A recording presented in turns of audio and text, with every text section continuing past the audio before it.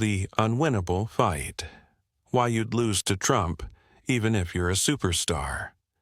Welcome, weary wanderers, to another marathon session on boring history to sleep, where we delve deep into narratives so dense, so utterly comprehensive, they lull the most agitated minds into serene slumber. Tonight, however, we embark on a journey that feels anything but sleep-inducing for many, yet which, upon closer inspection, reveals patterns of profound predictability and an almost inescapable logic that is, paradoxically, utterly mesmerizing. We're venturing into the arena of modern political combat, a gladiatorial contest unlike any other the world has seen. We're asking a question that for many is a source of either profound anxiety or triumphant certainty, why you simply wouldn't win the election if you ran against Donald Trump. This isn't about policy or virtue, personal charm or intellectual rigor.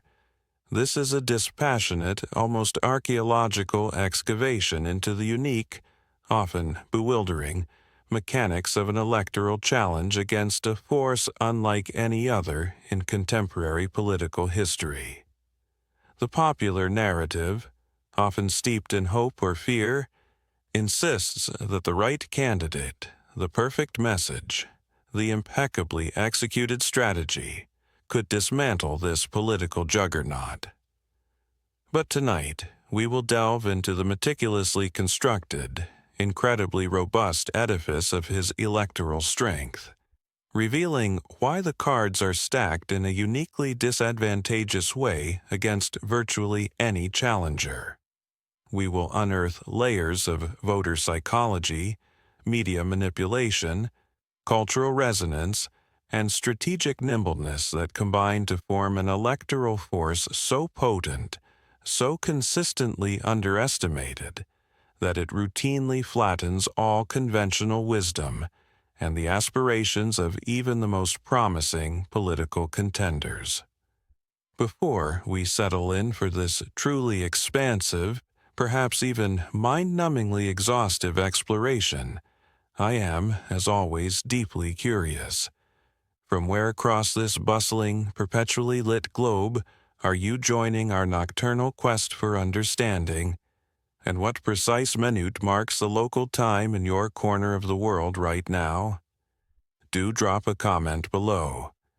It offers a peculiar comfort knowing we're all, however disparate our locations and temporal experiences, connected by this shared, quiet contemplation.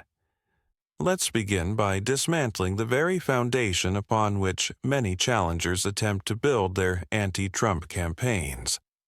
The fundamental misunderstanding of his unique appeal and the ironclad loyalty of his core base.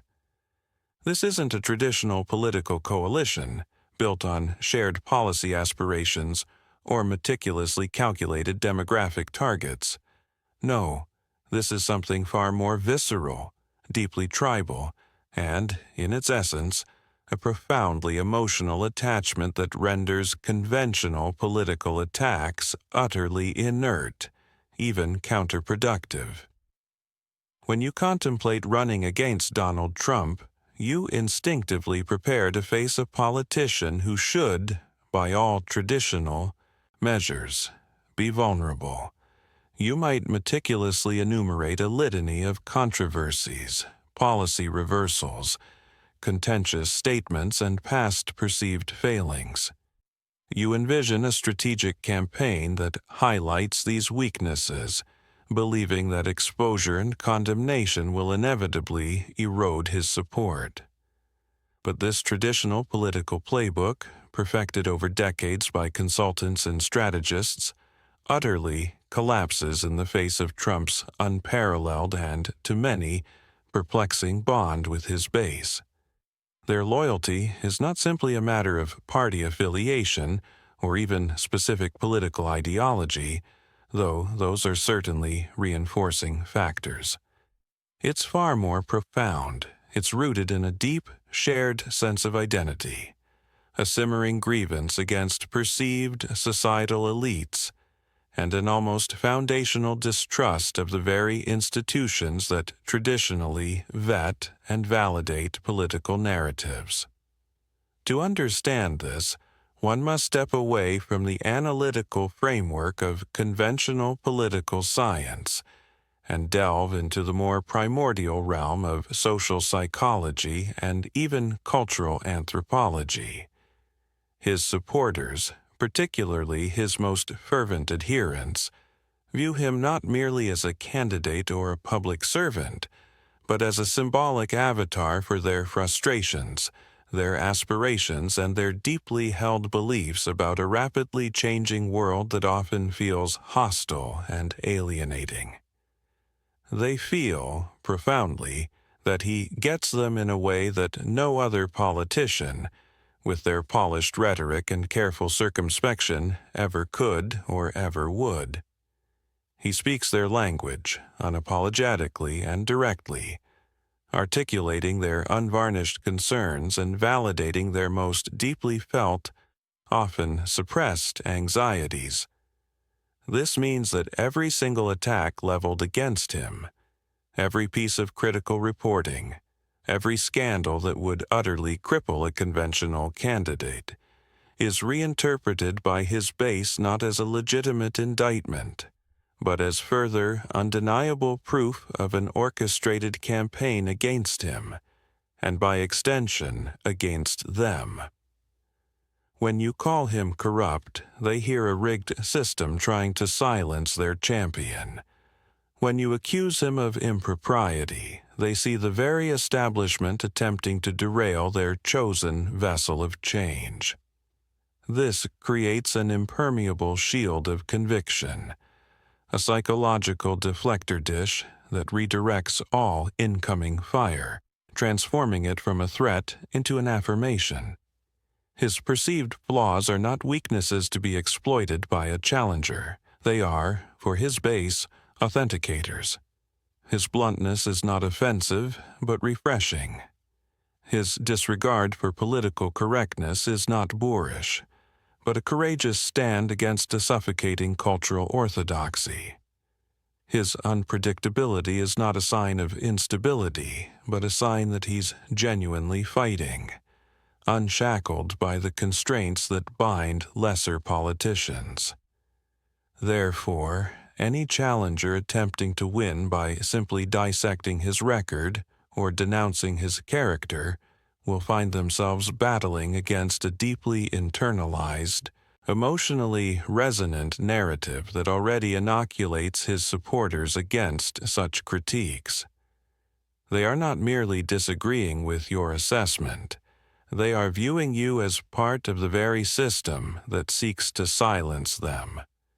This tribal identity, solidified by a decade of media scrutiny and political combat, means you are not just campaigning against a politician, but against a movement, a worldview, and a profoundly personal sense of belonging that cannot be shaken by conventional debate.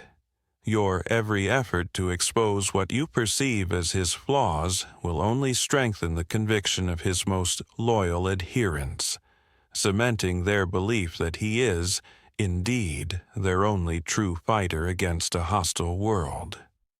You might gain converts among those already disaffected by him, but you will utterly fail to peel away the core that makes him a perennial, formidable contender, transforming any such frontal assault into a costly, ultimately self-defeating exercise.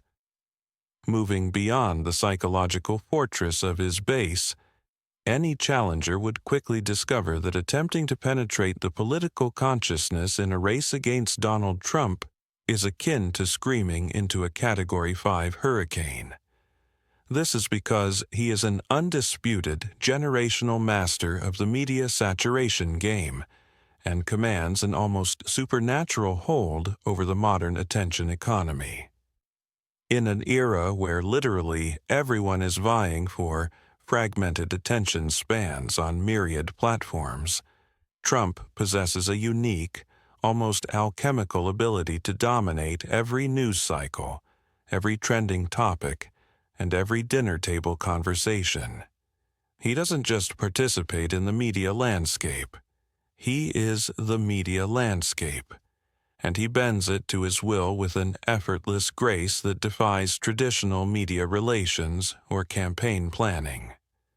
Your meticulously crafted policy proposals, your carefully rehearsed stump speeches, your focus-grouped slogans, your emotionally resonant testimonials, all of it will, almost invariably, be drowned out by the sheer, overwhelming noise that emanates from his presence. The traditional approach to political communication involves generating compelling narratives, disseminating them through various channels, mainstream media, local news, targeted ads, and hoping they break through to the public consciousness. For any challenger, this requires an immense expenditure of financial resources, careful message discipline, and often an element of luck in capturing fleeting news cycles.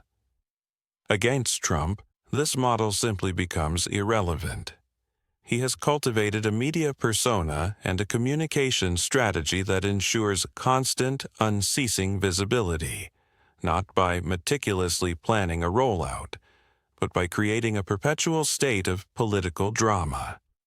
His every utterance, every social media post, every impromptu comment to reporters, no matter how seemingly trivial or controversial, instantly becomes front-page news, leading to hours of cable news analysis, millions of social media interactions, and endless discussions across the digital sphere. Even overwhelmingly negative coverage, which would typically cripple a conventional political figure, often, paradoxically, serves his ends. For his base, as previously discussed, it confirms their belief in a corrupt, biased media trying to undermine their champion. For those simply looking for entertainment or controversy, it ensures he remains fascinating, never boring, always at the center of the spectacle. And for anyone else, even those repulsed, he is impossible to ignore. A challenger, meanwhile, is faced with an impossible task. How do you get your message out? How do you even gain recognition when the entire media ecosystem is so relentlessly focused on one figure? Every minute spent by CNN analyzing a Trump tweet is a minute not spent on your town hall. Every article detailing his latest pronouncement is an article not highlighting your economic plan. You are not just competing for votes. You are fighting a desperate, losing battle for oxygen in a media environment so saturated with one personality that any other voice becomes a whisper in a gale.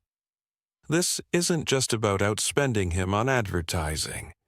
It's about fundamentally altering the dynamics of news consumption and public interest, a feat beyond the capabilities of even the most well-funded or charismatic challengers. He possesses an innate, often raw and unpolished, genius for understanding what captures and holds public attention. Not through sophistication, but through sheer audacity and an unfiltered presence. He creates the news cycle rather than responding to it. He sets the agenda for debate simply by speaking his mind, however unconventional. Any opponent will find themselves constantly reactive, playing defense, desperately struggling to inject their own narrative into a conversation entirely dominated by him.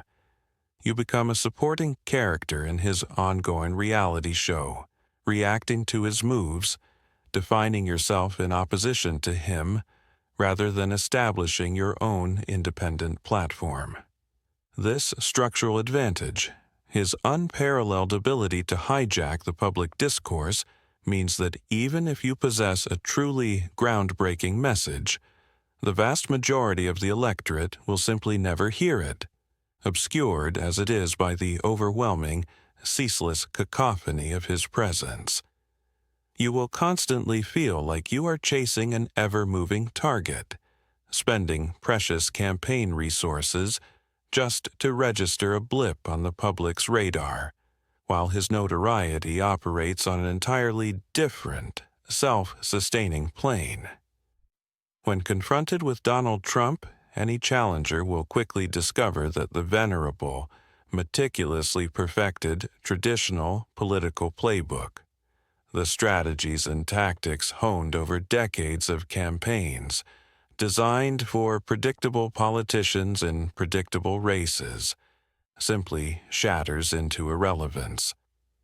This isn't just a deviation, it's an outright inversion of conventional political warfare. Everything you've been taught, everything your seasoned consultants will advise, is precisely what won't work, and might even be used against you with devastating effect. The standard approach against a contentious figure involves a methodical dissection of their policy record, highlighting perceived failures, exposing contradictions, and meticulously scrutinizing past actions for vulnerabilities. You build a strong opposition research dossier, craft devastating sound bites, and launch a barrage of targeted ads aimed at swaying undecided voters and energizing your own base. Against a traditional Republican, you might focus on health care, tax policy, or social issues, knowing these are the battlegrounds. Against Trump, these traditional battlegrounds transform into booby traps. Firstly, policy focus, a cornerstone of traditional campaigning, largely gets ignored or deliberately misinterpreted when deployed against him. While you painstakingly detail the nuances of your economic plan or health care reform, his campaign operates on a fundamentally different, often emotionally resonant plane. He doesn't engage in lengthy, substantive policy debates. He frames issues in stark, often nationalistic terms. America first, build the wall, make America great again.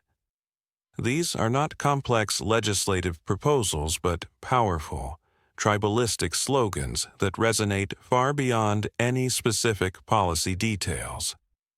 When you attempt to engage him on the finer points of health care, he pivots to broader narratives about bureaucracy or personal freedom, effectively nullifying your intricate arguments. Your precise policy platform, a source of pride for your campaign, becomes a cumbersome liability, making you appear out of touch, overly academic, or simply boring to segments of the electorate craving a more direct emotional connection. Secondly, attacking him backfires in a uniquely perplexing way. The conventional wisdom is that negative campaigning works, especially when the target has a high unfavorability rating. But with Trump, these attacks are often perceived by his base as attacks from the establishment, which he famously campaigned against and continues to denounce. When you accuse him of wrongdoing, they see partisan malice, not journalistic integrity. This doesn't diminish his standing with them. It solidifies their belief that he is constantly under siege, a warrior fighting a corrupt system. This turns your carefully crafted negative ads into inadvertent endorsements for his anti-establishment appeal. Your condemnation is heard as a badge of honor by his supporters, reinforcing their conviction that he is the only one truly battling on their behalf against forces they, too, resent and distrust. What would typically be an Achilles heel for other politicians, controversy, accusations, legal challenges, become for him a source of enduring strength and renewed energy from his base. Thirdly, the focus on his temperament, or perceived lack thereof, a go-to for many opponents, also falters. What you see as impulsiveness, or instability. His supporters view as authenticity, a refreshing refusal to be molded by political correctness or polite society. His unfiltered nature is a feature, not a bug, in their eyes. They desire a fighter, not a refined orator.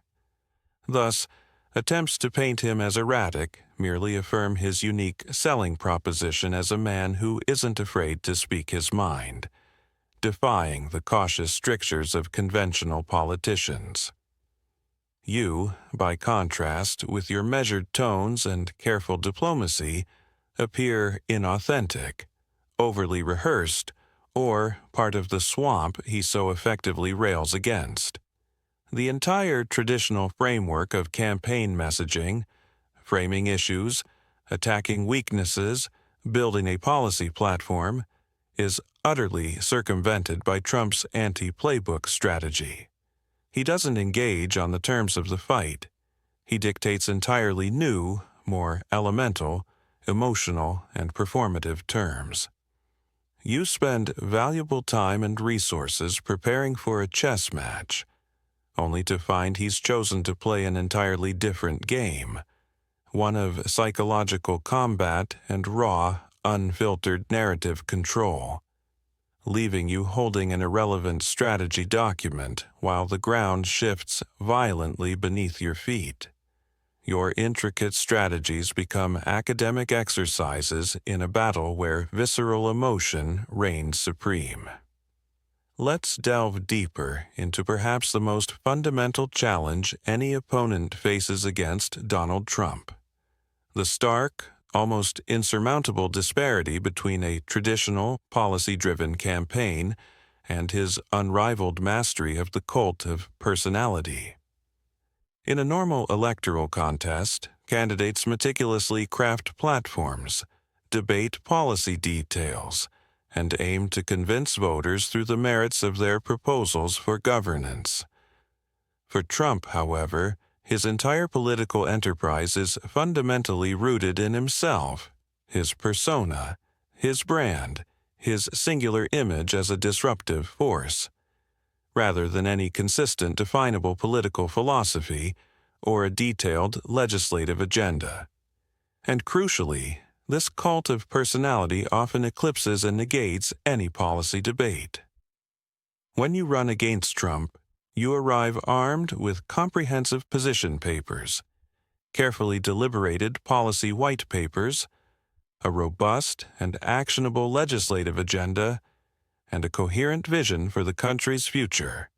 You speak about infrastructure plans, healthcare reform mechanisms, fiscal responsibility measures, or foreign policy strategies with logical coherence and empirical data. Your campaign's mission is to articulate what you will do if elected, presenting a meticulously reasoned case for your leadership. You fundamentally believe that voters, being rational actors, will weigh these policies and choose the most beneficial path forward. But Trump's campaign rarely, if ever, operates on such a basis. His speeches are not typically policy-laden recitations. They are improvisational performances, rally sermons that emphasize his unique strength, his battles against perceived enemies, and his unwavering loyalty to his supporters. He talks about himself, his perceived successes, and the existential threats posed by his opponents far more than he delves into legislative minutiae. He might use policy slogans like America First or Drain the Swamp, but these function more as tribalistic chants and emotional appeals rather than blueprints for specific legislation. The core promise isn't a policy, it's him. It's the implicit assurance that with him at the helm, the perceived problems of the nation will be addressed through sheer force of will, unique deal-making prowess, or an unfiltered, un-PC approach that no other politician dares to offer. He becomes synonymous with a powerful feeling, a sense of defiance, strength, and reclaiming of perceived lost glory. When his supporters go to the polls, they are often voting not for a particular bill he champions, but for the man himself and the emotional resonance he provides. This dynamic fundamentally shifts the electoral playing field. How do you, as a challenger, combat a cult of personality with policy documents?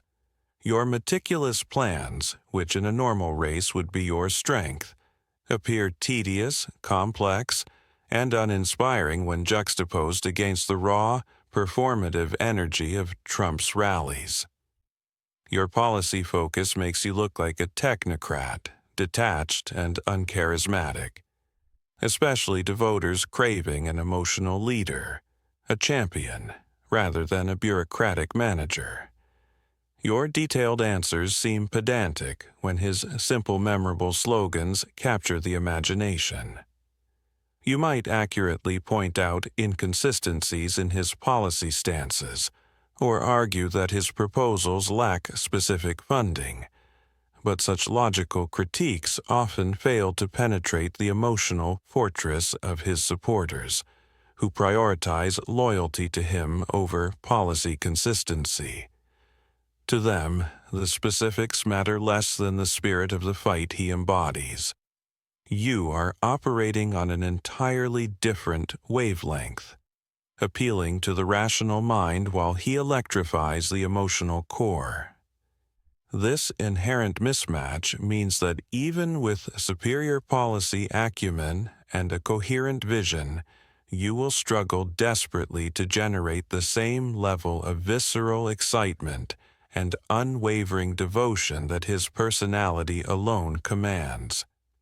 You are trying to sell a product, while he is the product, an infinitely more captivating proposition in the modern political marketplace. Let's explore another structural advantage that consistently undermines any opponent: Donald Trump's masterful, often infuriating weaponization of fake news, and his remarkable ability to systematically erode public trust in traditional, independent sources of information. For decades, democratic societies have largely relied on a common baseline of shared facts, arbitrated, however imperfectly, by mainstream journalistic institutions. Political campaigns operated within this framework, assuming that reputable news outlets would broadly verify information and hold politicians accountable. Trump, with uncanny precision, shattered this consensus and rebuilt a reality for his supporters, one largely insulated from traditional fact-checking or critical scrutiny. When you, as a challenger, meticulously prepare your campaign with a strategy that relies on exposing perceived untruths, exaggerations, or outright falsehoods uttered by Donald Trump, you instinctively turn to credible news organizations, investigative journalists, and nonpartisan fact-checkers. You assume that if a reputable source, like a major newspaper or a respected television network, reports definitively on a factual inaccuracy or a contradiction in his statements, that information will permeate the electorate and damage his credibility. This is where the fake news phenomenon becomes your strategic Achilles heel. Trump has successfully, over many years, cultivated an incredibly powerful, deeply ingrained narrative among his base, that mainstream media outlets are not neutral arbiters of truth, but rather inherently biased, politically motivated adversaries, actively working against him, and, by extension, against his supporters' interests. Every negative report, every critical article, every unfavorable fact-check, regardless of its accuracy or the rigor of its investigation, is instantly labeled as fake news, a deliberate fabrication designed to deceive. This accusation isn't merely dismissed, It's aggressively embraced as a self-evident truth by his most ardent followers. This creates an unassailable echo chamber. When you present undeniable evidence from a traditional news source, his supporters don't just disbelieve the story. They immediately dismiss the source itself as corrupt and untrustworthy. You are not arguing facts, you are arguing the very validity of reality. A battle you simply cannot win with traditional means. Your attempts to rely on objective reporting are viewed as attempts to peddle partisan propaganda, because, in their constructed reality, the media is partisan propaganda against him. This dynamic also means that when he makes statements that are factually questionable or directly contradictory, your efforts to highlight these inconsistencies fall on deaf ears. His base trusts his word, his unfiltered gut instinct, his singular authority, far more than they trust any institution, journalistic or otherwise. He effectively divorces himself from the conventional expectations of factual accuracy and consistency, because his authenticity, in their eyes, comes from his willingness to say what he believes, regardless of what the lying media might claim. Therefore, you are forced to contend not just with a candidate, but with a fundamentally bifurcated information landscape. One segment of the electorate, your target, might absorb and accept information from traditional sources. Another, his unwavering base, actively rejects those same sources, seeing them as hostile actors. This makes any appeal to shared truth incredibly difficult, if not impossible. Your carefully documented rebuttals and meticulous fact-checking, which would normally serve to undermine a politician's credibility, only strengthen his base's belief that he is indeed fighting against a powerful, insidious conspiracy of information gatekeepers. You become another player in the fake news drama he so adeptly orchestrates, unable to break free from the narrative he has imposed. This fundamental erosion of trust in shared sources of truth is a profound structural advantage that disarms any opponent relying on a conventional campaign rooted in factual debate and journalistic accountability. Consider now the digital battleground, a terrain where Donald Trump operates with an intuitive, often raw, genius that effortlessly outmaneuvers traditional campaigns. His unparalleled social media dominance and his innate ability to leverage these platforms for direct, unfiltered communication. In 2012, and even arguably through 2016, political campaigns were still largely reliant on traditional media gatekeepers, television networks, major newspapers, established radio to disseminate their messages. Social media was growing, but it was largely seen as a supplementary tool, a platform for engagement rather than a primary conduit for political messaging. Trump redefined this paradigm. Your campaign, as an aspiring challenger, will have meticulously planned social media strategies, carefully curated posts, branded hashtags, professionally produced video snippets, rapid response teams, and earnest calls for engagement, all aimed at fostering a polite, strategic conversation. You invest heavily in data analytics to understand audience sentiment and meticulously craft messages tailored for each platform. This is the sophisticated modern approach. Trump, however, sidesteps this entire meticulously constructed framework. His method is simple, direct, and devastatingly effective. He speaks directly to his supporters, bypassing all traditional filters, gatekeepers, and fact-checkers. His social media presence is not a refined, polished operation. It's a raw, unvarnished stream of consciousness, replete with typos, strong opinions, nicknames for opponents, and spontaneous pronouncements that break news and send rivals scrambling. This unfiltered approach is precisely its power. For his supporters, it cultivates an immediate, intimate connection. They feel they are hearing from him directly, getting the real story without media interpretation or obfuscation. This perceived authenticity is a potent counterpoint to the carefully curated, often cautious messaging of conventional politicians, who frequently come across as overly coached or disingenuous. While you issue a carefully worded press release, he sends out a tweet that ignites a firestorm, instantly shifting the narrative and dominating attention. You are attempting to control a measured dialogue, while he is conducting a constant, highly entertaining, often outrageous monologue that everyone, whether they agree or disagree, feels compelled to tune into. This direct channel of communication means he doesn't need to ask media outlets to cover his message. His social media activity is the message, instantly propagated and analyzed by traditional media, even when they attempt to fact-check or contextualize it. He defines the news cycle from his smartphone.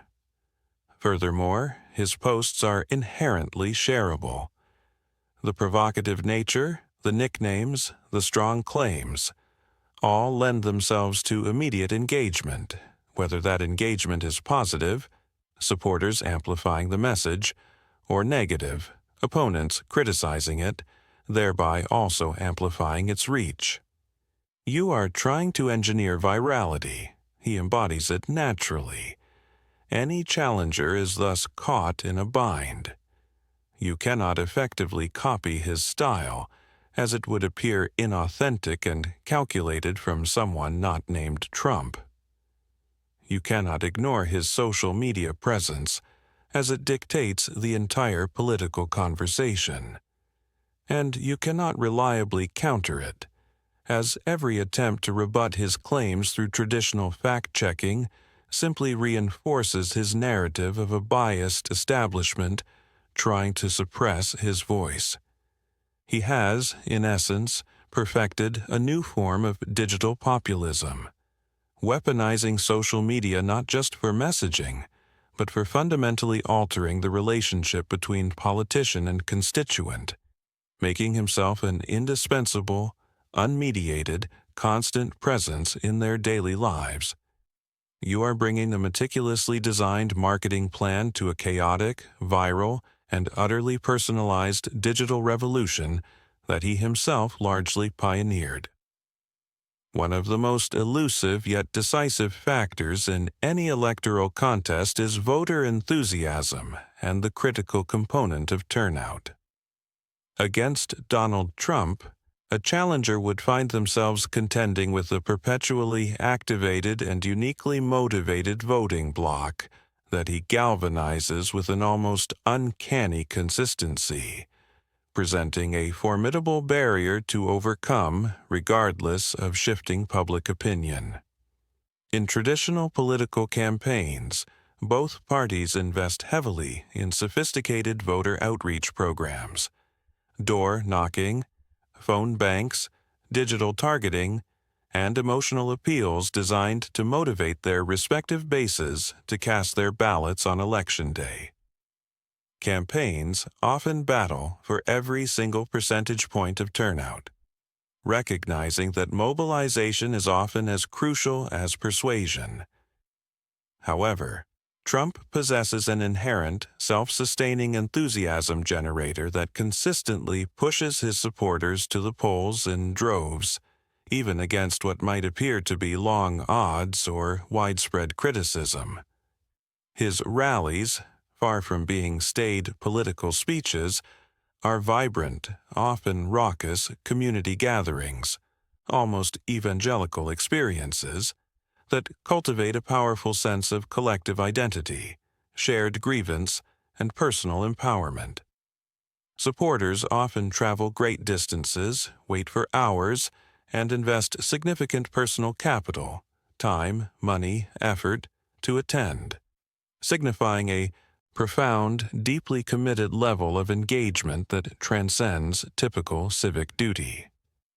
These are not merely passive voters, they are passionate evangelists.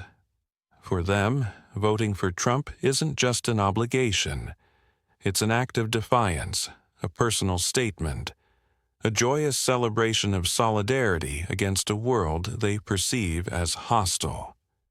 His supporters feel personally invested in his success, believing his victory is their victory against the cultural and political forces they feel are arrayed against them.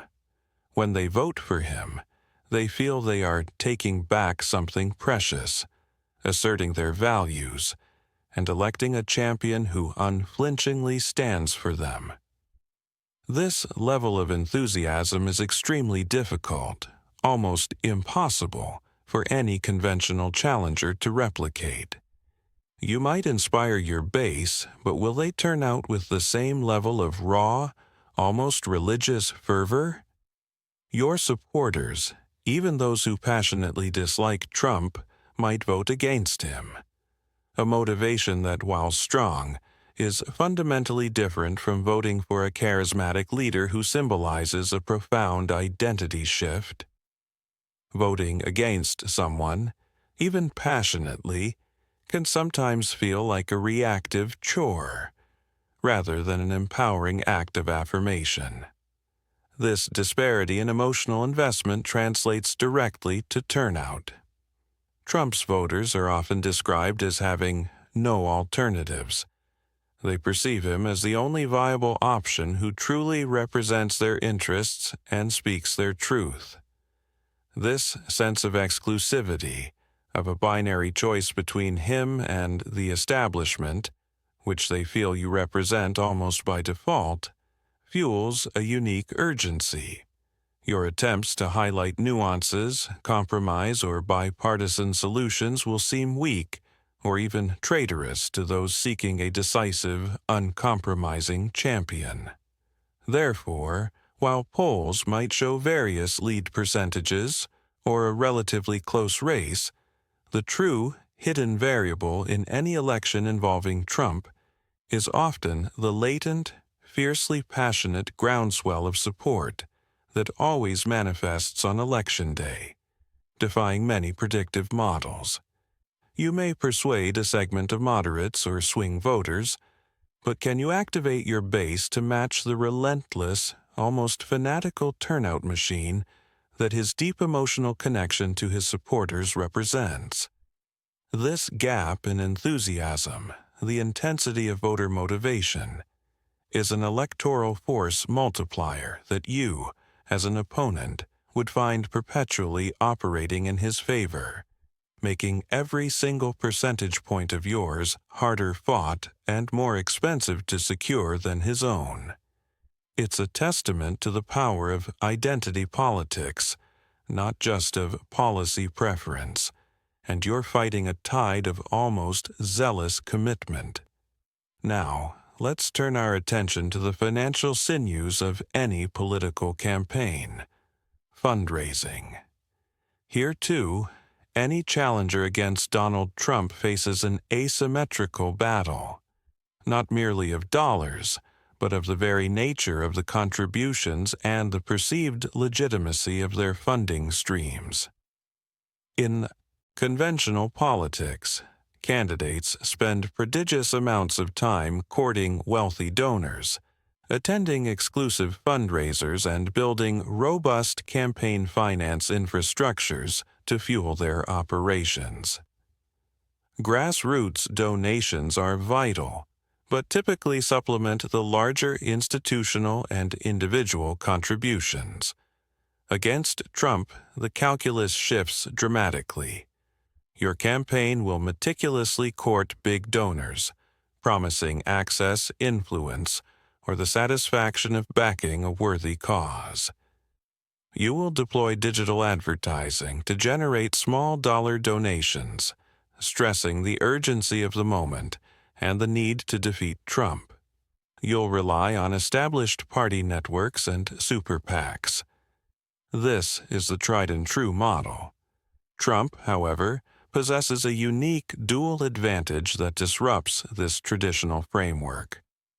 Firstly, he taps into an extraordinarily motivated, deeply loyal, and financially engaged grassroots donor base that is largely immune to conventional economic appeals. For his supporters, contributing to his campaign isn't just writing a check, it's an act of fealty, a concrete demonstration of their unwavering loyalty, and a personal investment in their fight. They feel they are directly supporting a personal champion against perceived enemies, and this emotional connection drives incredibly high levels of small-dollar donations, often through merchandise sales, hats, shirts, flags, that double as tangible expressions of identity. These small, numerous donations create a wellspring of sustainable campaign finance that is often far more resilient to shifting news cycles or perceived controversies than larger, institutional donations, which can be more fickle. While your campaign is fundraising on platforms like ActBlue or WinRed through traditional appeals, his fundraising mechanism is often intrinsically linked to his cult of personality and his direct anti-establishment appeals. He presents himself as an outsider battling against powerful forces, making his fundraising not just about collecting money, but about galvanizing a collective resistance. Secondly, Trump benefits from the big money ecosystem as well, leveraging his previous occupancy of the highest office and his deep connections within certain sectors of industry and wealthy conservative circles. While you might compete for these establishment donors, his access is often more direct, more proven, and less contingent on specific policy agreements than on his general influence and capacity to deliver. But it's his unique small-dollar donor strength that truly stands out as a formidable, almost unbreakable advantage.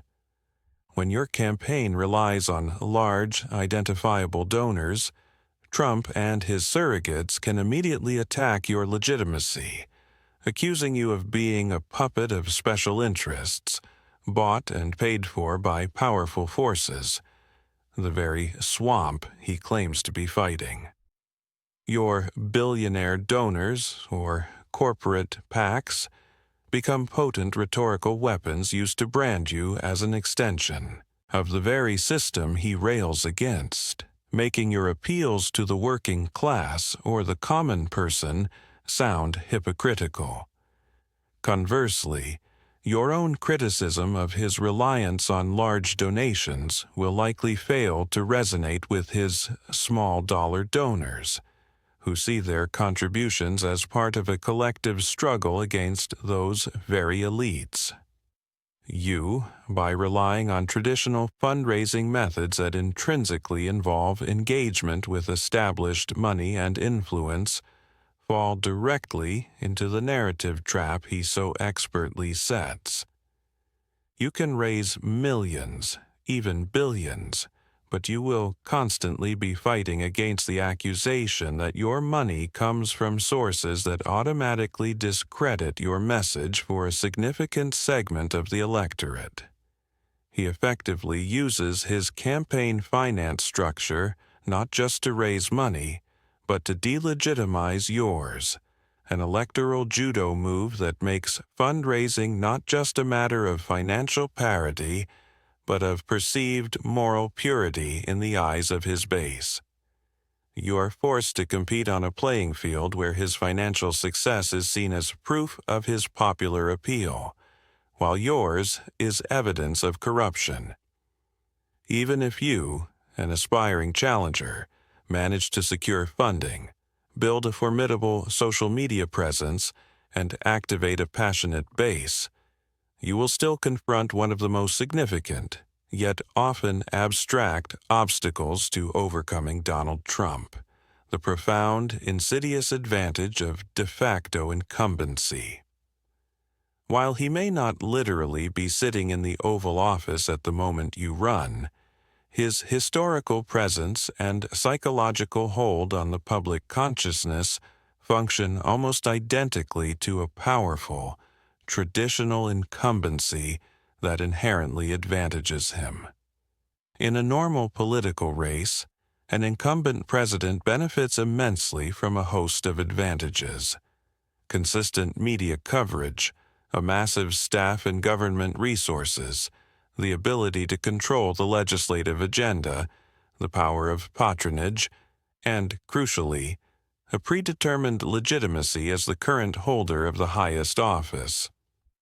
When you campaign against Trump, even as a former president, he paradoxically enjoys many of these same psychological and political perks. Firstly, there's the sheer media ubiquity. While he's out of office, his gravitational pull on news cycles, as discussed, is unrelenting. He still acts as the default protagonist of the political narrative, commanding immediate and extensive media coverage for any statement, rally, or public appearance. He is constantly referenced, debated, analyzed, and talked about, maintaining a pervasive presence in the public square. You, as a challenger, must work tirelessly and spend astronomical sums of money merely to achieve a fraction of his inherent, effortless media visibility. You have to earn attention. He simply commands it by his nature and notoriety. He's always the lead story, and you're relegated to an occasional mention, reacting to his agenda, not setting your own. Secondly, he retains a powerful institutional memory and a fiercely loyal political apparatus. Unlike many former presidents who gracefully retreat to elder statesman roles, Trump remains the undisputed central figure of the Republican Party, commanding immense influence over its elected officials, its messaging, and its grassroots activists. He doesn't have to build a campaign infrastructure from scratch. He is the infrastructure for a vast segment of the electorate. His previous campaign staff and political operatives are readily available and deeply aligned, possessing unparalleled experience in running a Trump campaign.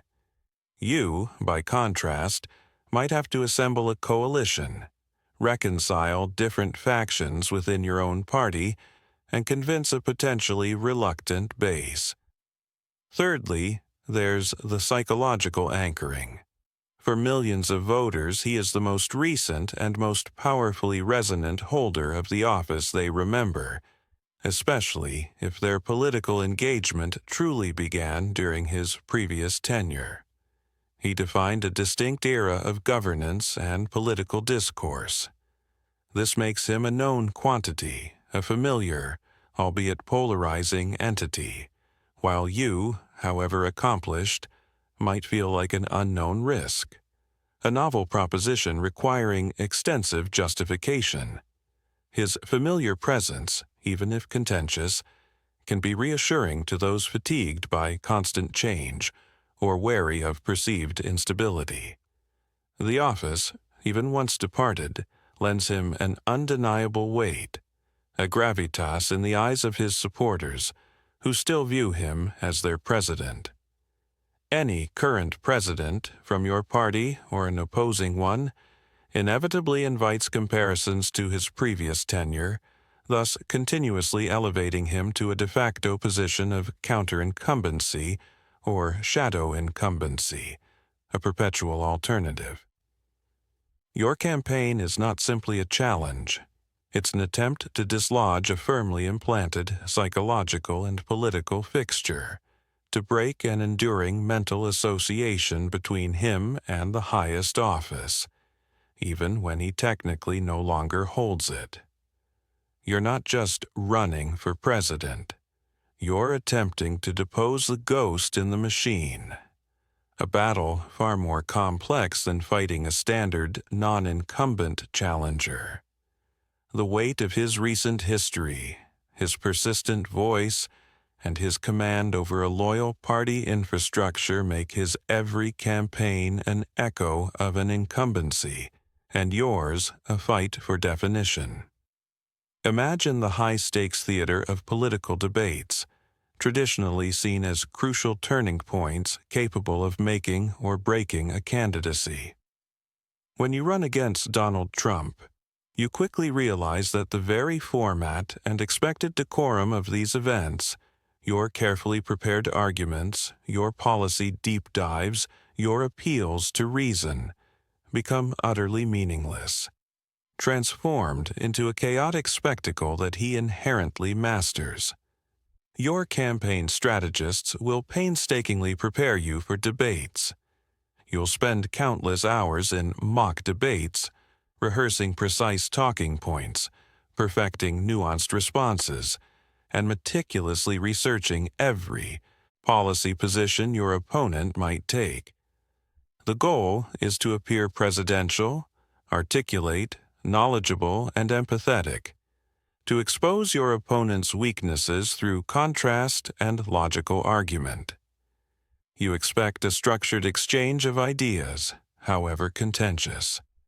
But Trump doesn't play by these rules, and his refusal to adhere to traditional debate etiquette is, paradoxically, one of his greatest strengths. Firstly, he fundamentally reframes the debate. While you aim to win on points, on policy substance, or on perceived intellectual superiority, he focuses on winning on sheer performance, on energy, on raw emotional appeal, and often through pure aggression and interruption. Your carefully constructed arguments are interrupted, ridiculed, dismissed with a wave of the hand, or a snarky nickname before you can finish a sentence. He turns it into a rhetorical street brawl, and he thrives in that environment. Your attempts to inject order or civility, or to politely ask for more time to elaborate on a complex issue, will make you look weak, ineffectual, or overly pedantic in comparison to his unbridled assertiveness. Secondly, he excels at deflecting any legitimate attacks through a dizzying array of tactics. If you try to nail him on a specific factual inaccuracy, he'll pivot, attack the moderator, invent a counter-accusation against you, or simply assert, with absolute conviction, that your facts are fake news. There is no pinning him down. His rhetorical agility allows him to float through direct questions and emerge largely unscathed in the eyes of his supporters, who perceive his evasions as strength and his attacks on the debate format as justified pushback against a biased system. Thirdly, he makes you appear uncomfortable and traditional. As you try to maintain decorum and deliver your pre-rehearsed lines, you look stilted, academic, and uncharismatic against his freewheeling, often improvisational style. His unfiltered nature, his willingness to disregard norms, appears authentic to his base, while your polished delivery is viewed with suspicion. Your gravitas is interpreted as aloofness, your intellect as elitism. You will be forced to spend invaluable debate time not articulating your vision, but reacting to his provocations, explaining past statements or defending against a torrent of accusations, forcing you onto his turf. He drains your clock and dictates the emotional tempo of the debate, forcing you into a constant state of reaction rather than proactivity. Ultimately, any challenger stepping onto a debate stage with Donald Trump quickly discovers they are not engaging in a structured intellectual contest, but rather entering a carefully choreographed yet highly unpredictable gladiatorial spectacle where he dictates the rules and excels in the chaos. Your attempts at a coherent argument are merely backdrop to his performance, leaving you frustrated and undermined, while his base cheers his pugilistic authenticity. Let's dissect an electoral phenomenon unique to Donald Trump. His paradoxical, yet potent ability to endlessly cultivate and continually leverage an outsider persona, even after having held the highest office in the land. This sustained narrative is a significant strategic advantage that consistently disarms opponents who attempt to brand him as a quintessential establishment figure. In traditional politics, candidates frequently position themselves as outsiders to challenge entrenched incumbents or stale political establishments. It's a classic maneuver designed to harness voter frustration and dissatisfaction. When you run against Trump, your instinctive strategy will likely be to cast him as the ultimate insider, a former president deeply embedded within the Republican Party, supported by big business and powerful political interests, who represents the very establishment that many voters are tired of. You'll highlight his wealth, his past connections, and his previous executive actions to argue that he is a part of the swamp he once vowed to drain. But Trump performs a political alchemy, an inversion of expectations that consistently defies this branding. Despite having been president, he successfully retains and projects the image of an anti-establishment rebel, a lonely fighter battling against powerful, malevolent forces. The deep state, the biased media, the global elite, corrupt politicians from both parties. His narrative is always one of him against them, an enduring us vs them dynamic where them always represents the corrupt, entrenched power structures that, he argues, are actively working against the interests of the common person, his supporters. Any and all opposition he faces, whether from political opponents, judicial challenges, media scrutiny, or internal party dissent, is immediately folded into this narrative as further proof that the establishment is relentlessly attacking him precisely because he threatens their control. Therefore, when you, as a challenger, accuse him of being an insider, of being establishment, your message is instantly reinterpreted by his base as simply more evidence that you are part of that very establishment. You inadvertently validate his claims that a concerted effort is being made to stop him. You cannot successfully label him an insider because he has redefined what an outsider means. For his base, an outsider is not merely someone who has never held office. It is someone who defiantly rejects the norms, practices, and rhetoric of traditional politicians, regardless of their past positions. His unpolished speaking style, his aggressive denunciations of conventional politics, his willingness to flout decorum, all contribute to this powerful image of a non-politician, a truth-teller who simply won't be assimilated into the hated swamp. Your own measured demeanor, your carefully crafted policy proposals, and your adherence to political conventions only serve to contrast you negatively, making you appear to be the ultimate embodiment of the political class that his base profoundly distrusts and disdains. You are attempting to fit a uniquely shaped peg into a conventional branding hole, a strategy that simply collapses in the face of his unparalleled capacity to continuously weaponize anti-establishment sentiment, transforming any attack into further validation of his rebellious narrative. You are not just running against a former president. You are running against a deeply entrenched perception of an eternal insurgent, forever fighting uphill battles against shadowy forces. Let's now turn our attention to one of the most consistently overlooked yet profoundly effective tools in Donald Trump's political arsenal, his almost instinctual genius for narrative control, and his devastating capacity to define both himself and his opponents in simple, often brutal, and incredibly sticky terms. In modern political campaigning, establishing and maintaining a coherent narrative is paramount.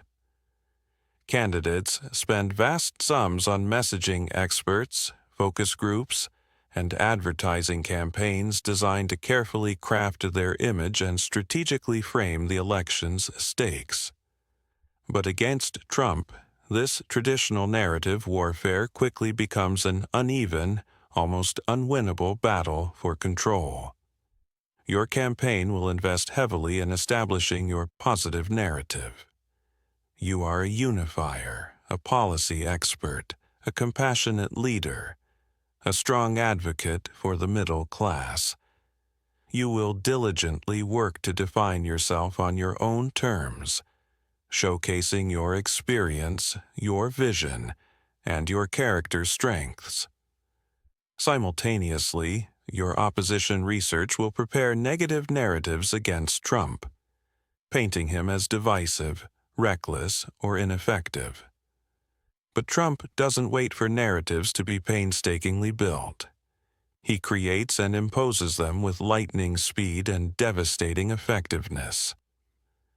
Firstly, he masters the art of self-definition through relentless repetition of simple, aspirational slogans. "Make America Great Again" isn't just a campaign slogan. It's a foundational narrative of American decline and his singular ability to restore it. "America First" defines his approach to both domestic and foreign policy in a blunt, undeniable way. These phrases are not open to extensive debate. They are declarations that instantly convey a worldview and a promise to his supporters.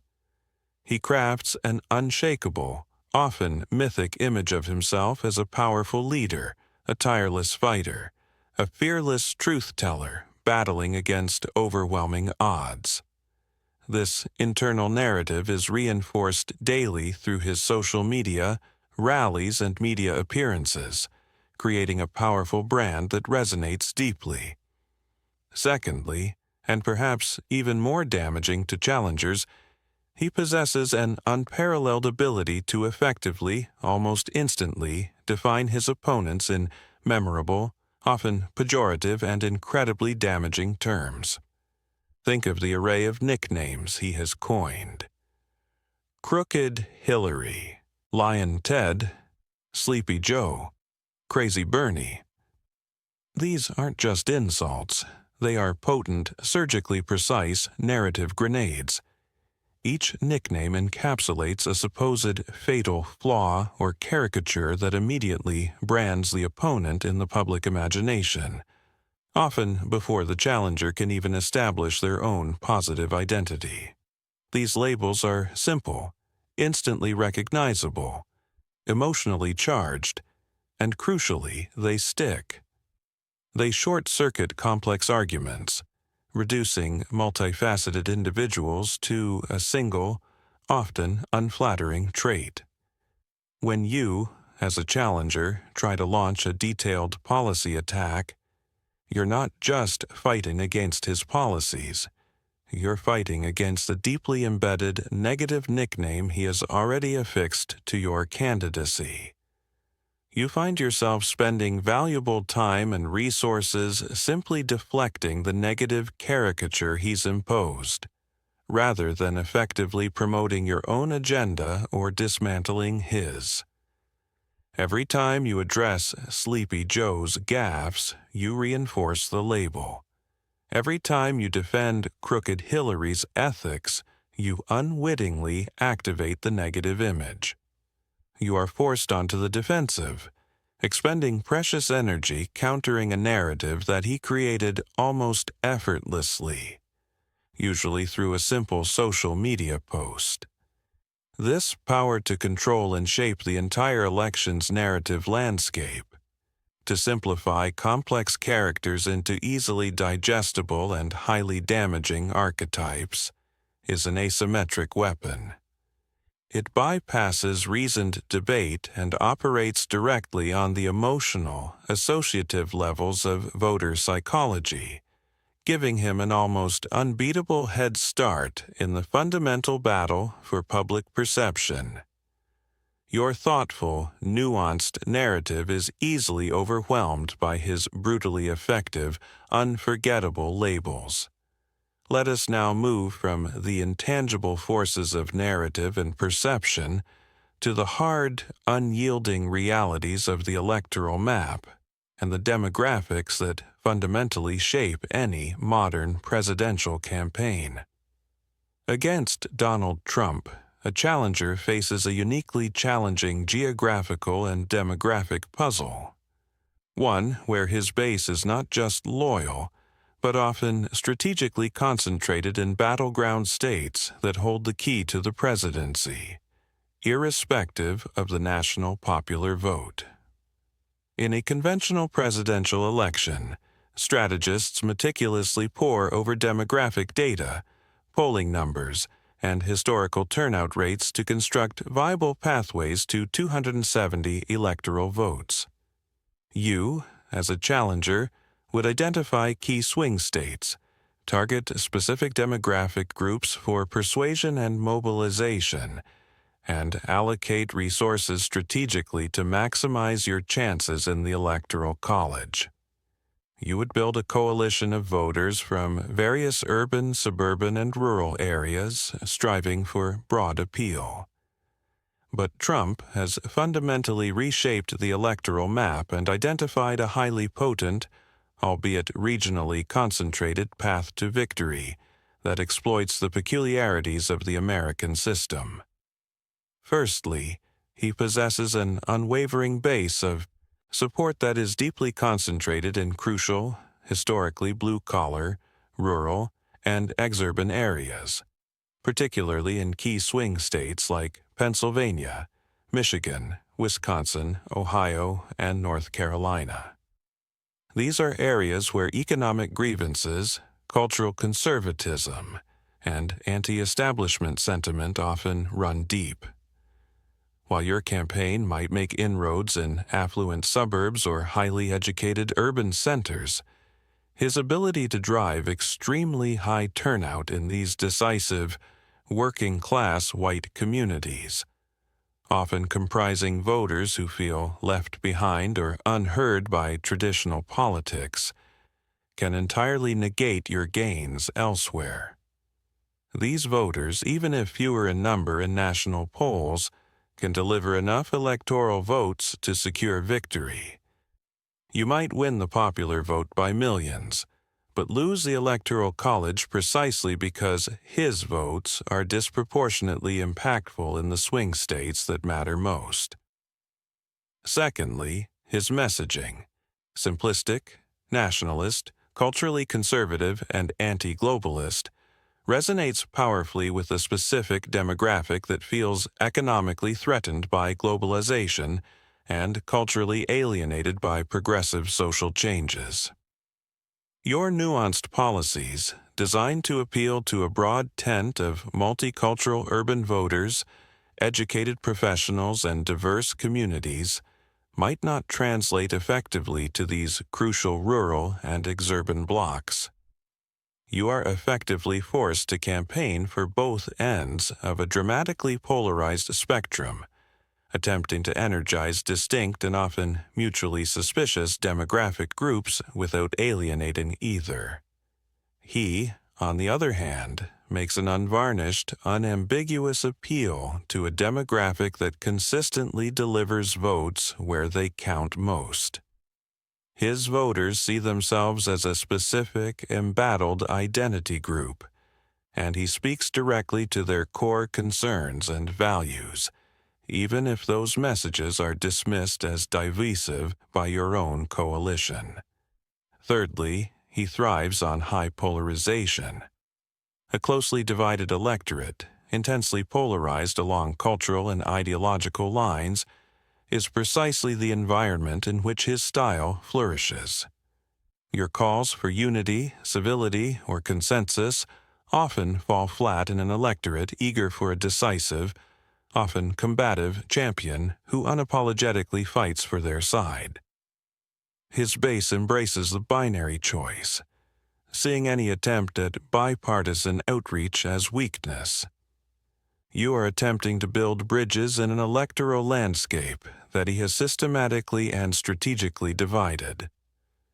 Therefore, any challenge to Donald Trump's presidential aspirations is not simply a contest of ideas or character.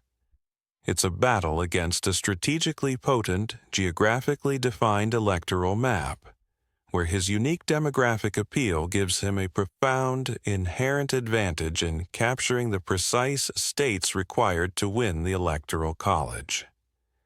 You will likely spend valuable time and resources chasing the popular vote while he quietly, effectively consolidates the path to 270. Let's now examine an aspect of Donald Trump's political communication that would confound any traditional opponent: his masterful, seemingly chaotic yet profoundly effective use of messaging. In conventional campaigning, message discipline is drilled into candidates. You are taught to stay on script, repeat approved talking points, and ensure every public utterance reinforces your central theme. Consistency, clarity, and precision are the hallmarks of professional political communication. Against Trump, however, this discipline becomes a self-imposed restraint that fundamentally handicaps any challenger, because he subverts the very definition of what effective messaging entails. Your campaign, as an aspirant for office, would be a bastion of message discipline. Every surrogate would be carefully briefed, every press release meticulously vetted, every candidate statement painstakingly wordsmithed to align with a central strategic narrative. You aim for consistency, for logical coherence, for a smooth and predictable flow of information that builds trust and conveys competence. This is your professional strength. Trump, on the other hand, embraces an entirely different, often bewildering approach. His messaging can appear wildly inconsistent, contradictory from one day to the next, prone to off-the-cuff remarks, sudden policy shifts, and a cavalcade of hyperbole, often laced with ad hominem attacks. To the casual observer or traditional analyst, this might seem like a catastrophic weakness, a clear sign of disorganization and a lack of serious thought. But to his supporters, and strategically, it is transformed into an unexpected strength, an undeniable mark of authenticity and unvarnished honesty. Firstly, his chaotic style is perceived as authentic. While your carefully controlled statements might strike some as rehearsed and inauthentic, his unfiltered stream of consciousness communication reads as genuine, an honest outpouring of his thoughts without the meddling hands of pollsters or speechwriters. He says what he thinks, even if it contradicts a previous statement, and this lack of conventional polish is viewed as a sign of courageous individuality, not a flaw. His supporters trust his gut over any focus-grouped message. You, by sticking to a rigorous script, appear to be a puppet of consultants, part of the very political machine he rails against. Your discipline is his inauthenticity. Secondly, the sheer volume and unpredictable nature of his utterances create a constant media vortex. He launches so many statements, so many rhetorical bombs so quickly that opponents are left constantly chasing, attempting to rebut an ever-shifting target. While you spend precious time meticulously crafting a rebuttal to one statement, he's already made 5 more, forcing you to play a relentless, energy-draining game of whack-a-mole. You are forced to react to his agenda, consuming your time and resources, preventing you from pushing your own coherent narrative. Your message is fractured by the constant need to address his latest pronouncement. Thirdly, his apparent lack of consistency can be interpreted as strategic flexibility or simply speaking from the heart. What seems like a flip-flop to critics is seen by his base as him thinking out loud, adapting to new information, or simply using different language to appeal to different groups without any perceived betrayal of core principles. He operates outside the traditional binds of policy and messaging, turning what would be a vulnerability for any other politician into a distinct, often baffling, political superpower. Therefore, any challenger aiming to defeat Donald Trump will find themselves fighting a losing battle against a master who defines the rules of engagement for communication itself. Your precision is perceived as weakness, your consistency as rigidity, your polish as artifice. He wins by breaking the mold, not by conforming to it, leaving you bound by rules he openly disregards to his strategic advantage, making your every attempt at disciplined messaging feel futile in the face of his spontaneous, infectious communication. Let's be ruthlessly honest about a common pitfall any non-Trump candidate, regardless of their individual merits, would likely confront. Their inherent general weaknesses, often magnified exponentially when pitted against a figure as uniquely defined and media-dominant as Donald Trump. This isn't necessarily a critique of your specific virtues or abilities, but rather an acknowledgement of the structural disadvantages inherent in being a conventional political figure when facing an unconventional one. You, the challenger, are likely to be an accomplished individual, a successful governor, a distinguished senator, a revered public servant, or perhaps even a charismatic entrepreneur with a compelling personal story. You would enter the race with a polished resume, a track record of legislative achievement or executive experience, and a communication style refined through years of public life. Your campaign would highlight your perceived strengths, your gravitas, your intelligence, your empathy, your experience, your capacity for consensus building. These are all commendable qualities, traits traditionally associated with effective leadership. But against Donald Trump, these very strengths can, paradoxically, be spun as weaknesses, rendering you less competitive in the uniquely polarizing electoral environment he thrives within. Firstly, charismatic deficiency. While you might be considered articulate, well-spoken, and even personally engaging, very few politicians in modern history possess the raw, almost indefinable charisma that Trump commands with his base. His appeal is not subtle, it's electrifying, connecting with voters on a deeply visceral, emotional level. He energizes rallies with an intensity that few, if any, can replicate. Your more measured, statesman-like approach, while appealing to a segment of the electorate, can often be perceived as dull, uninspired, or lacking the decisive punch needed to confront his aggressive style. You might inspire respect, but he inspires fervent devotion, a significant difference in a turnout-driven election. Secondly, recognition deficit. Despite your likely accomplished career, unless you possess the rarest levels of universal name recognition akin to a cultural icon, You will always enter a race against Trump at a significant disadvantage in terms of pure visibility. He has been a constant fixture in American popular culture and political discourse for decades, and his public identity is cemented.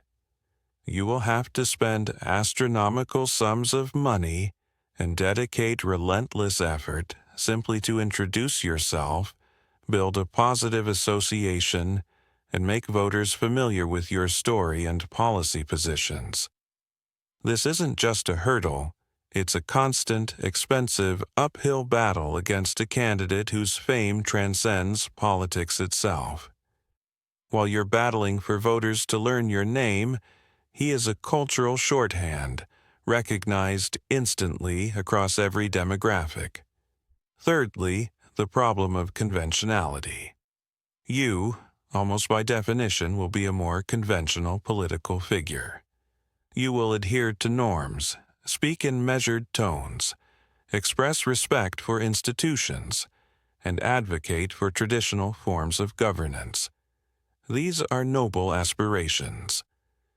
But in a highly polarized environment, and especially when facing Trump's anti-establishment appeals, your conventionality can be weaponized against you.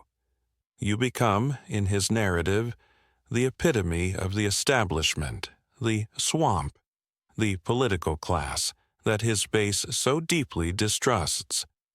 Your efforts to appear measured and presidential might instead make you appear hesitant, cautious, or even inauthentic to those craving a disruptive force. He casts himself as the courageous maverick, and you, by contrast, become the embodiment of the status quo that many voters are desperate to upend. Your careful articulation of policy nuance, your appeals to civility, and your measured responses will often be overwhelmed by his raw, performative aggression and unvarnished pronouncements. In essence, while you bring all the admirable traits of a highly competent traditional leader, you find yourself fighting a war where the battle lines have been redrawn. The rules of engagement are different, and the very attributes that typically signify strength are strategically neutralized or even weaponized by an opponent who simply refuses to play by the expected script, leaving your best qualities undermined by his unique, unconventional approach. Let's isolate a specific, profoundly effective weapon in Donald Trump's political arsenal that any challenger would find nearly impossible to disarm. His unparalleled genius for negative priming and his devastating effectiveness in coining instantly recognizable, sticky, and deeply pejorative nicknames and labels that define his opponents. In conventional political warfare, campaigns meticulously research an opponent's weaknesses, creating carefully worded attack lines and testing them in focus groups. The aim is to generate negative perceptions through reasoned arguments, or by highlighting problematic aspects of their record. Trump's approach is far cruder, far more instinctual, and devastatingly efficient, bypassing traditional forms of persuasion and planting a visceral, negative image directly into the public consciousness. Your campaign as a challenger will spend untold hours, considerable resources, and immense intellectual energy trying to craft a nuanced, compelling, and thoroughly positive image of yourself. You will focus on introducing yourself through your policy stances, your qualifications, your personal story, and your unifying message. Simultaneously, you will likely construct careful, evidence-based critiques of Trump, highlighting policy failures, inconsistencies, or controversies delivered with appropriate gravitas. But before you can even properly define yourself, before you can launch your own critique, Trump often seizes control of the narrative by affixing a memorable, negative label onto you and your campaign. Consider his greatest hits. Crooked Hillary, a label that perfectly encapsulated years of right-wing skepticism about Hillary Clinton's ethics and relentlessly reinforced an impression of untrustworthiness, effectively short-circuiting any attempt to discuss her extensive experience. Lion Ted, a simple phrase that undermined Senator Ted Cruz's intellectual credibility and sincerity. Sleepy Joe, a remarkably effective jab that suggested a lack of vigor, competence, and intellectual sharpness in President Biden, appealing to broader concerns about age and stamina long before actual debate. These are not merely ad hominem attacks, they are powerful, narrative-defining psychological devices. Firstly, they operate through negative priming. By constantly repeating a pejorative nickname, Trump plants a specific, damaging stereotype directly into the minds of voters, consciously or subconsciously. This initial, often highly effective, negative frame colors all subsequent information received about that candidate. When you hear Crooked Hillary, any discussion of her policy plans is filtered through that lens of alleged dishonesty. Your carefully prepared defense of your record, or your thoughtful articulation of your vision, must first contend with, and attempt to dismantle, a powerful negative association that has already been seared into the minds of millions, often by a single, simple, endlessly repeated phrase. Secondly, these nicknames are incredibly sticky and memorable. They are easy to recall, easy to repeat, and encapsulate complex grievances or criticisms in a pithy, often humorous way. Your complex policy initiatives are easily forgotten. Crooked Hillary is not. This means that your campaign will inevitably waste precious time, resources, and mental energy fighting against an opponent's brand identity that he, himself, created. You will find yourself compelled to repeatedly respond to or address the caricature, effectively giving it more oxygen and inadvertently amplifying Trump's chosen negative framing. Every time you have to explain why you aren't sleepy or why you aren't crooked, you are not only not advancing your own message, but you are also actively engaging on Trump's terms, within his defined narrative. He makes you play defense against a rhetorical weapon he deployed with seemingly effortless contempt for political correctness, a weapon that conventional campaigns are utterly ill-equipped to counter without sacrificing their own perceived civility and gravitas. This asymmetric advantage allows him to define the field of battle on his terms, brandishing a vocabulary of derision that subtly but powerfully corrodes public perception of his rivals, leaving them constantly struggling to escape the narrative trap he so masterfully sets. You aren't just running against a person, you're battling a skillfully crafted, ubiquitous, and deeply impactful negative brand identity that he's expertly forged for you. Let's now investigate a profoundly effective, yet often misunderstood, psychological tactic employed by Donald Trump that consistently disarms challengers. His masterful deployment of the underdog effect, even when, on paper, he possesses all the advantages of a former president and established political force. In traditional politics, the underdog narrative is powerful. A candidate fighting against powerful special interests, against overwhelming odds, inspiring voters through resilience and perceived vulnerability. When you, as a challenger, run against a former president like Trump, you might reasonably assume you embody the underdog narrative. You are the fresh face, perhaps a less resourced campaign, fighting against an entrenched establishment figure with vast resources and a known political machine. Your strategy might include appealing to voters with a message of David versus Goliath, emphasizing your scrappy determination against a powerful, perhaps arrogant adversary. You want to convey that you are the outsider fighting against the odds.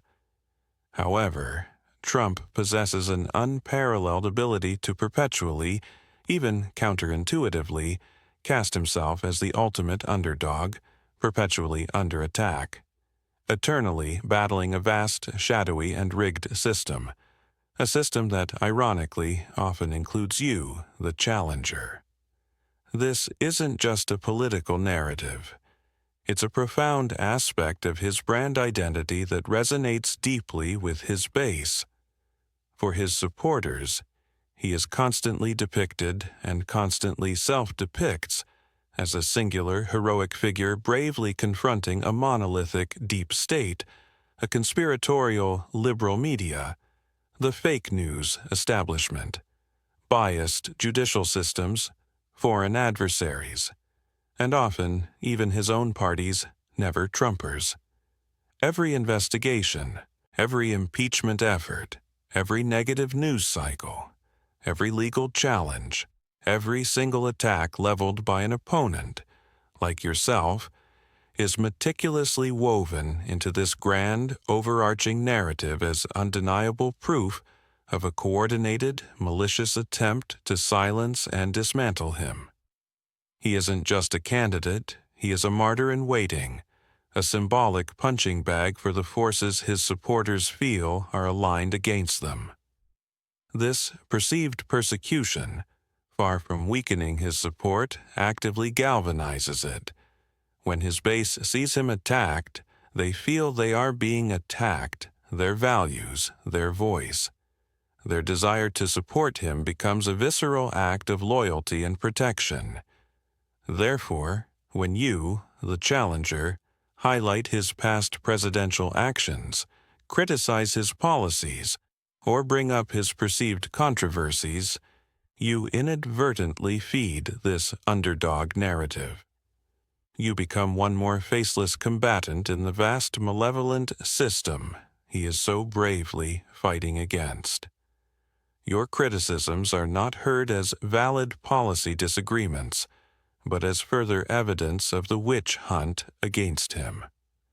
Your campaign, with its well-funded consultants, its traditional party apparatus, and its mainstream media endorsements, even grudging ones, is precisely the establishment foe that his base views him as battling.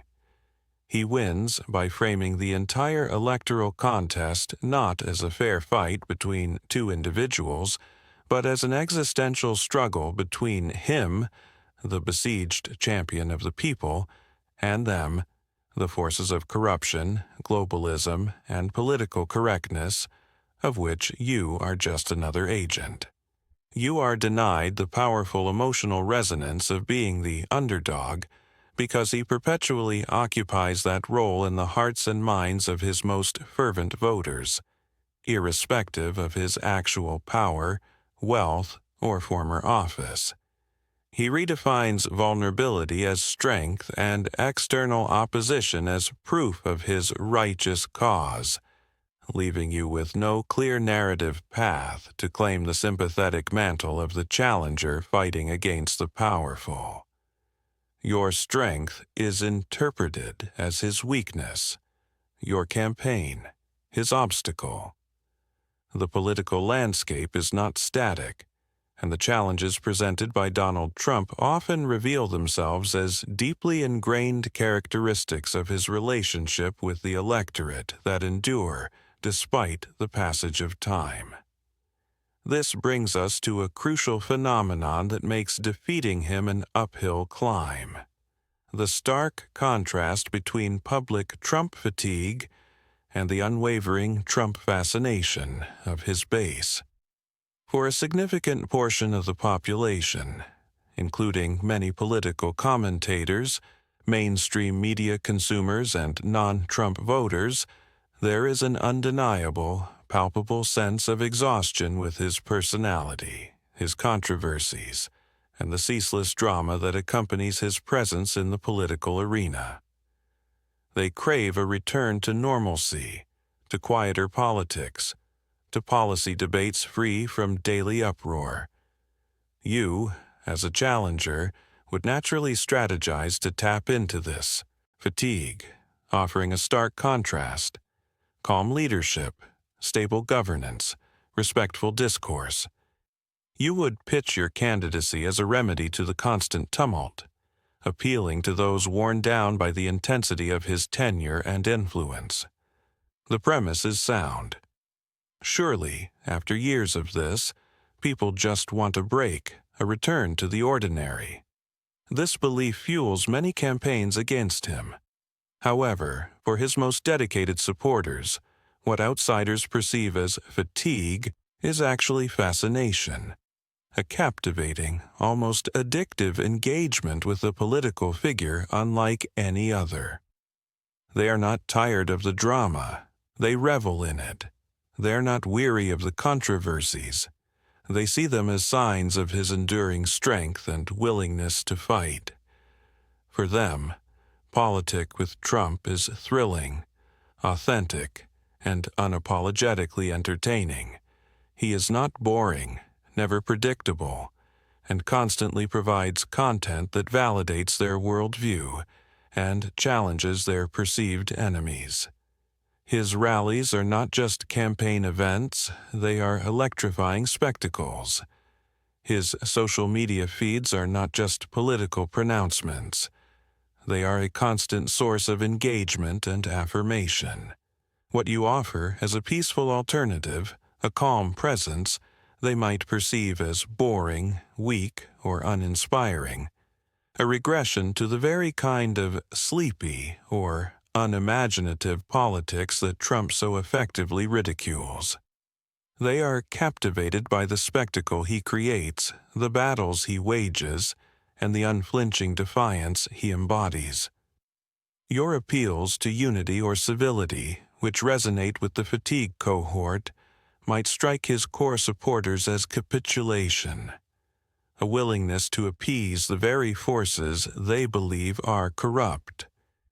You attempt to drain the wellspring of political chaos, but for many of his supporters, that chaos is precisely what they crave, viewing it as the necessary struggle of a true champion against a dishonest system. You campaign for the exhausted, hoping their desire for peace outweighs his base's hunger for war. This is a profound mismatch of motivations. While your path to victory lies in mobilizing the fatigued middle, his strength derives from mobilizing the intensely fascinated, the endlessly engaged. The fatigue is real for many, but the fascination of his core base generates a persistent, formidable turnout machine that has proven incredibly resilient. You, the challenger, cannot effectively bridge this chasm between fatigue and fascination because you cannot become Trump. You cannot credibly replicate the same level of captivating spectacle without appearing disingenuous or losing your own appeal to those seeking genuine calm. You are campaigning in a binary choice where your quiet strength is interpreted as boring weakness, and his loud, constant conflict is viewed as engaging strength by those who vote most reliably for him, leaving you caught in a dilemma of contrasting and often mutually exclusive voter desires. And finally, my contemplative companions, we arrive at the overarching conclusion, the inescapable truth that binds together all these intricate strands of analysis. The profound, undeniable reality that any electoral contest against Donald Trump is simply not a normal political race. It is not governed by the familiar rules, the conventional strategies, or the predictable outcomes that have historically shaped presidential elections. Your aspirations for victory, however sincere, would run headlong into a political force so utterly sui generis, so uniquely structured, that traditional political gravity seems to bend and warp in its presence. We've meticulously peeled back the layers tonight, not to promote a viewpoint, but to illustrate a complex truth. We've explored the impermeable psychological fortress of his base, whose loyalty is not just political, but deeply rooted in identity, grievance, and a profound distrust of the very institutions you might implicitly represent. Your well-reasoned critiques and detailed policy proposals bounce off this shield, often serving to only solidify their conviction that he is their besieged champion. We've unmasked his unparalleled mastery of the media and attention economy, revealing how he relentlessly dictates news cycles, drowns out alternative voices, and leverages even negative coverage into a perverse form of validation. Your meticulously planned communication strategy would find itself perpetually reactive, gasping for air in a space entirely dominated by his gravitational pull. We delved into the spectacular failure of the traditional political playbook, where your attempts to attack him often backfire, strengthening his anti-establishment narrative, and your policy focus is simply outmatched by his raw, emotional appeal. This isn't a traditional debate. It's a gladiatorial spectacle he orchestrates. His cultivation of a persistent outsider persona, even after having held the presidency, means you can never credibly brand him as the establishment, as that very attempt confirms his narrative that he's battling the system, of which you, the traditional politician, are inevitably perceived as a part. We unpicked his masterful control of narrative, how he surgically defines both himself and his opponents with unforgettable, often brutal nicknames that effectively short-circuit rational discourse and plant indelible negative primes in the minds of voters, forcing you onto a defensive stance you can never fully escape. And then there's the unyielding reality of the electoral map, where his demographically concentrated base, coupled with its unwavering enthusiasm and remarkable turnout capabilities, offers a specific, proven pathway to the White House that can defy national popular vote trends, rendering your broad national appeal less impactful in the decisive swing states. His unique form of fundraising, particularly his powerful small-dollar base, allows him to fund his campaigns as a grassroots insurgency, while simultaneously casting your traditional big-money fundraising as evidence of corruption. Even the traditional notion of political fatigue that might affect some voters is often counterbalanced, or even surpassed, by the captivating fascination of his base, whose continuous engagement fuels his enduring relevance. The debate stage becomes his performance arena, and your conventional style a foil for his chaotic dominance. In essence, facing Donald Trump is like entering a poker game where your opponent routinely discards the rulebook, claims new rules he just invented, and yet somehow everyone at the table, especially his faithful corner, accepts his new terms, leaving you with meticulously organized but utterly irrelevant chips. You're running in an election where the very concept of objective reality, shared facts, and predictable human psychology is fundamentally upended for a critical segment of the electorate. You cannot defeat him by adhering to the established rules, because he derives his power from unilaterally breaking them. You cannot appeal to a common truth when he has systematically taught his followers to distrust all institutions that might speak it. And you cannot compete on charisma when your carefully honed political gravitas is interpreted as detachment, while his unfiltered candor, however crude, is celebrated as authenticity. Any electoral challenge, therefore, demands an unprecedented political acumen, a radical departure from conventional strategy, and an almost superhuman capacity to reshape an entire political paradigm, tasks so monumentally complex and uniquely demanding that, in the brutal crucible of modern politics, few, if any, possess the precise combination of skills, luck, and timing to accomplish them successfully. You wouldn't just be fighting a candidate. You would be fighting an entirely new, deeply entrenched, and profoundly unique political operating system that he himself largely constructed, and from which he derives unparalleled power. Your blueprint for victory, based on conventional wisdom, simply finds no traction in his distinctly reconfigured reality.